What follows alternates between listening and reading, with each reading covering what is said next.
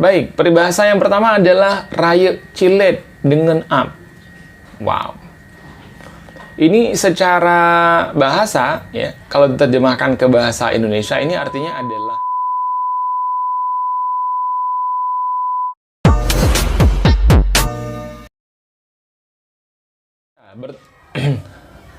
Assalamualaikum Indonesia, bertemu kembali bersama Hasanusi Muhammad. Seperti biasa, kita masih dalam segmen bahasa Aceh. Tapi di video kali ini kita tidak akan bahas kosakata dalam bahasa Aceh. Namun di video kali ini kita akan bahas beberapa peribahasa yang kerap digunakan dalam bahasa Aceh. Ya, ini ngomong-ngomong, peribahasa-peribahasa yang akan saya sampaikan nanti, ini saya kutip dari sebuah buku luar biasa, keluaran tahun 70-an ya. Bukunya seperti ini. Ini ditulis oleh Hashim MKCS. Di sini bisa kita lihat ya. Jadi, Dinas Pendidikan dan Kebudayaan Daerah Istimewa Aceh, Banda Aceh tahun 1977 ya.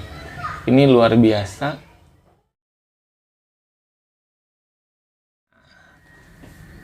Baik, peribahasa yang pertama adalah raya cilet dengan up. Wow. Ini secara bahasa ya, kalau diterjemahkan ke bahasa Indonesia, ini artinya adalah lebih banyak merasa daripada makan. Nah, ya. Jadi lebih banyak merasa daripada makan. Ini arti dari peribahasa ini apa sih sebenarnya? Nah, kalau kita lihat dari buku ini, untuk peribahasa raya cilet dengan up ya. Ini artinya adalah lebih banyak bicara daripada bekerja. Oke. Ini peribahasa ini tentu bakal sering kita gunakan karena dalam kehidupan kita sehari-hari kita kerap bertemu dengan orang-orang yang lebih banyak berbicara ketimbang bekerja. Nah, mungkin peribahasa ini cocok untuk menggambarkan orang-orang dengan sifat seperti itu ya. Jadi, raya cilet dengan up. Ini artinya adalah lebih banyak bicara ketimbang bekerja, seperti itu ya. Baik, kita ke peribahasa yang kedua. Abeh nyawang Tuhan tuang. Abih harta hukum pajuh. Abih nyawang Tuhan tuang. Abih harta hukum pajuh. Ini kalau diterjemahkan bahasa Indonesia mungkin hilang nyawa Tuhan yang ambil ya. Habis harta dimakan hukum. Ini secara bahasa ya.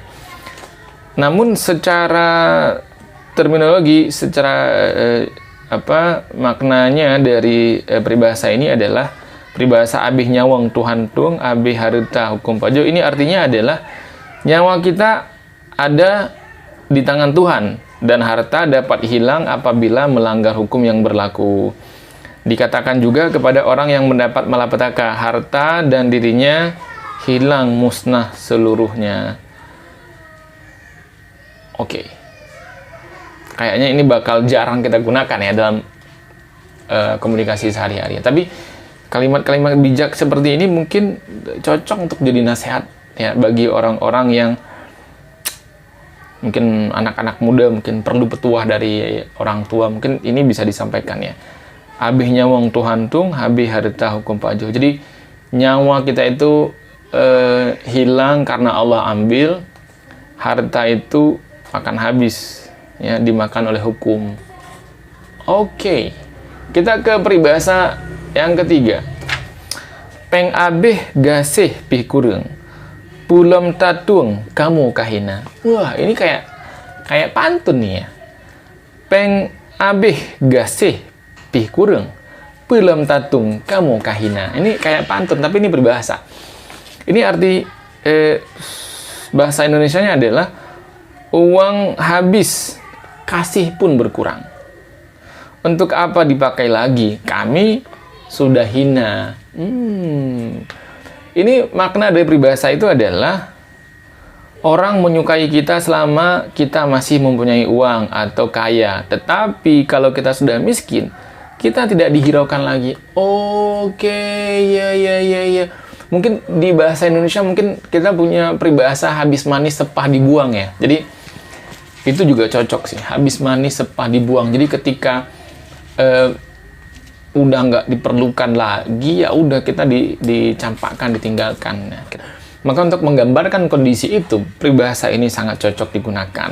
Peng abih gasih pih kurung, pelem tatung, kamu kahina. Siap.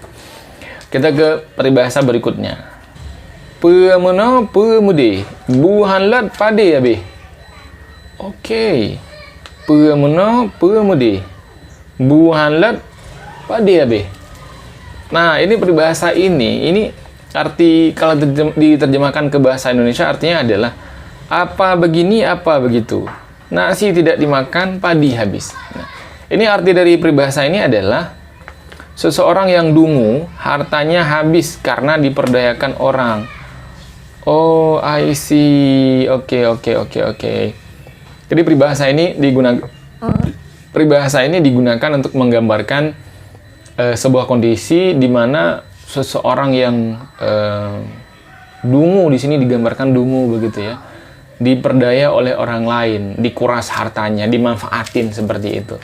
Ya, ini istilahnya adalah pemuno pemudi bu hanlet pade abe. Kemudian kita ke peribahasa berikutnya. Le abe le lintah. Le abe le lintah. Ini maksudnya apa ya? Le abe le lintah. Ini maksud dari peribahasa ini adalah tapi kita terjemahkan ke bahasa Indonesia dulu ya. Le abe itu berarti banyak paya atau payau seperti itu ya. Banyak paya atau banyak payau, banyak lintah. Oke, berarti le abe le lintah. Banyak payau, banyak lintahnya. Ini makna dari peribahasa ini adalah bahwa manusia itu mempunyai pikiran atau pandangan dan pendapat sendiri-sendiri yang mungkin berbeda satu dengan lainnya. Oke, ya. Ini berarti untuk menggambarkan sebuah kondisi di mana sebuah situasi di mana di situ terdapat banyak sekali pikiran-pikiran, terdapat banyak sekali pendapat-pendapat, terdapat banyak sekali argumen-argumen ya. Mungkin ini ketika dalam sebuah forum rapat mungkin ya, cocok kita gunakan peribahasa ini, le abe le lintah. Jadi semakin banyak orangnya, maka potensi muncul perbedaan-perbedaan dalam berpikir, memberikan argumen. Ini sebuah hal yang wajar. Jadi makanya lahir pepatah ini, le abe le lintah ya. Banyak payaunya, banyak lintahnya ya. Oke, ini mungkin berbeda dengan pepatah bahasa Indonesia, lain padang, lain belalang. Beda ya sama yang ini. Tapi kalau yang ini lebih kayak ke menggambarkan sebuah komunitas di mana dalam komunitas tersebut punya berbagai macam pikiran-pikiran dari orang yang berbeda-beda seperti itu. Baik, kita ke peribahasa berikutnya. Lagenggang kumit abe. Lagenggang enggang. Lagenggang kumit abe. Ini arti bahasa Indonesianya adalah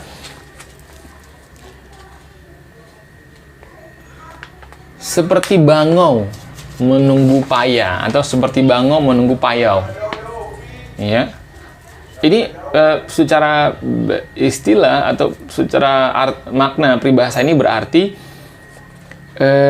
dikatakan kepada orang yang malas berusaha dan hanya cukup dengan pemberian orang saja. Oh, I see. Lagenggang kumit abe berarti ini untuk menggambarkan pribadi yang malas bekerja, ya, malas beraktivitas, hanya menunggu pemberian orang saja. Oke. Nah, padahal mungkin kalau dia bekerja dia bakal dapat sesuatu, tapi karena dia malas bekerja dan hanya mengharap pemberian dari orang lain, makanya kemudian pepatah ini digunakan ataupun peribahasa ini digunakan untuk menggambarkan orang dengan sifat seperti itu ya. Lagenggang kumit abe. Oke. Bagus. Kemudian kita ke menyekatapinya iya abien lumo betapnya bele iya abin kuda. Nah, ini bahasa Indonesianya adalah kalau sudah mengisap susu sapi, jangan mengisap lagi susu kuda. Oke, kalau sudah menghisap susu sapi, jangan menghisap lagi susu kuda. Ini artinya apa ya? Ini rupanya artinya adalah perkataan dan tindakan haruslah dengan disertai pendirian yang tetap. Jangan sebentar-bentar berubah-ubah, menggambarkan kondisi ataupun konsistensi antara perkataan dan perbuatan. Jangan berubah-ubah. Sekali begini, sekali begitu ya. Jadi kalau ada orang yang punya karakteristik seperti itu ya, perkataan dan tindakannya suka berubah-ubah, maka peribahasa ini cocok untuk menggambarkan kondisi itu ya.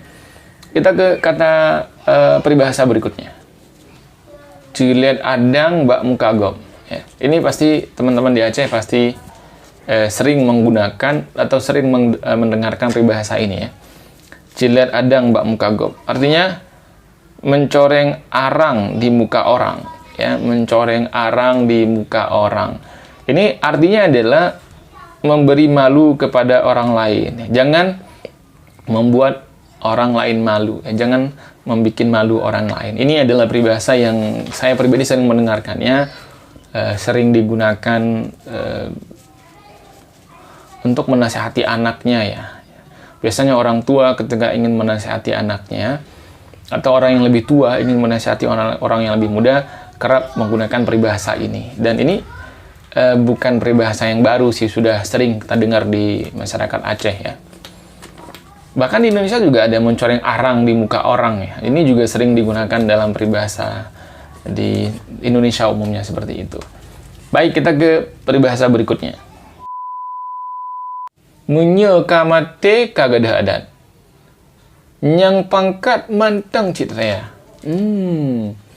Munye kamate kagadah adat. Nyang pangkat mantang citraya. Ini peribahasa ini artinya adalah apabila telah mati, hilanglah adat. Yang pangkat masih tetap. Ini arti dari peribahasa ini adalah orang terkemuka yang tetap memperoleh kehormatan, sungguh pun telah meninggal dunia. Oh, I see. Jadi, orang yang terpandang, yang baik, yang maksudnya panutan dalam masyarakat, ini walaupun sudah meninggal, ini akan tetap dihormati oleh orang yang masih hidup. Ternyata ini maksud dari menyeka mati kagadah adat, nyang pangkat mantang citraya. Baik, kita ke peribahasa berikutnya. Adat panglima natalu na menang. Artinya adalah adat panglima ada kalah ada menang ya. Jadi arti bahasa Indonesianya adat panglima ada kalah ada menang. Sementara arti dari peribahasa itu adalah pada tiap-tiap usaha berniaga atau bertani, tentu ada laba ruginya atau mundur majunya. Walaupun demikian, manusia itu tetap juga berusaha untuk memenuhi syarat hidup. Oh, I see. Rupanya itu maksud dari peribahasa adat panglima natalu na menang. Jadi, menggambarkan sebuah fakta kehidupan ya dalam segala aspek ya, apakah itu bertani, nelayan, berniaga, ada laris, ada tidak laris, ada panen, ada gagal panen. Jadi kondisi timbal balik yang digambarkan dari pepatah adat panglima natalu na menang.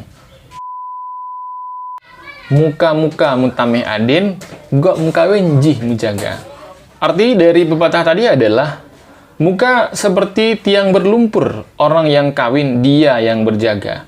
Artinya adalah orang yang cemburu terhadap orang lain karena kegesitan orang itu dalam mengerjakan suatu pekerjaan. Oh, I see. Ya. Orang yang cemburu terhadap orang lain karena kegesitan orang itu dalam mengerjakan suatu pekerjaan. Nah, ini kayak iri kali ya. Jadi ada seseorang yang punya kawannya itu gesit mengerjakan pekerjaan, telaten, ya cepat mengerjakan pekerjaan. Namun ada orang yang iri melihat kegesitan si temannya tadi, maka digunakanlah peribahasa ini. Ya. Muka-muka mutama adin, gok mukawin, jih menjaga. Oke. Kemudian peribahasa berikutnya, rubah lam adin. Rubah lam adin artinya jatuh dalam air kotor. Jatuh dalam air kotor. Maksudnya adalah orang muda belia kawin dengan wanita tua. Oke, orang muda belia kawin dengan wanita tua. Ini maksud dari rebah lam aden. Rebah lam aden. Wadidaw. Jadi orang muda belia kawin dengan wanita tua. Ini maksudnya adalah rebah lam aden. Oke. Baik, teman-teman semuanya, sampai di sini dulu peribahasa kali ini. Ya, kita akan bahas peribahasa-peribahasa lain pada video berikutnya. Semoga ini bisa menambah wawasan keilmuan teman-teman semuanya, khususnya pada bidang peribahasa bahasa Aceh, ya. Oke, sudah menonton, terima kasih. Jangan lupa komen-komen di bawah, subscribe channel ini karena ke depan bakal banyak hal-hal lain yang berhubungan dengan Aceh yang akan kita bahas di channel YouTube Ahsanusi Muhammad. Buat teman-teman yang punya saran kira-kira ke depan video seperti apa yang harus kita buat, silahkan komentar di bawah.